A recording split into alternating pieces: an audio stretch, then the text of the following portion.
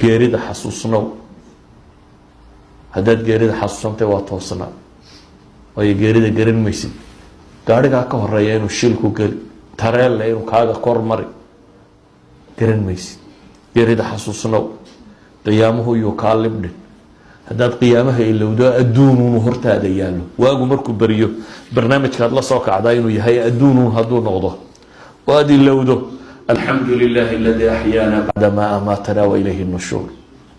qofka muminkii markuu soo kaco wuxuu xasuustaa in jaanis kale la siiyey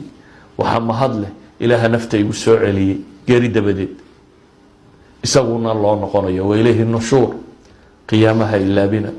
aayadku waxay kaloo ina farayaan waxyaabaha lagu toosnaaday asbaabta waxaa ka mid a alamru bilmacruufi wanahyu cani lmunkar muxaadaraad badan oo hore duuban waa helaysaan oo asbaab alistiqaama ah ama asbaab athabaati cala diin labaduba iyagoo duuban bay ku jiraan nadka ilaahay waxaan ka baryayaa subxaana wa tacaala annaga iyo idinkaba dembigeena inuu dhaafo dembigii waalidkeen dhaafo intaynu ka naxayna dembigooda inuu dhaafo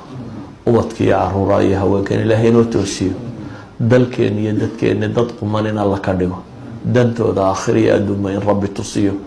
kuwii toosnaada ee jidka toosan ku toosnaada in rabbi inaga yeelo dariiqa toosnida in rabbi ina xasuusiyo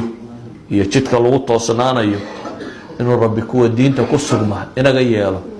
nabi maxamed calayhi salaatu wasalaam baa ku ducaysanaya ilaahu qalbigayga diinta ku sugay inta rabbi diinta qalbigooda ku sugay rabbi inaga yeelo sala allahuma calaa muxamedin wacala aalihi wasaxbihi wasalam walxamdu lilaahi rabbi alcaalamiin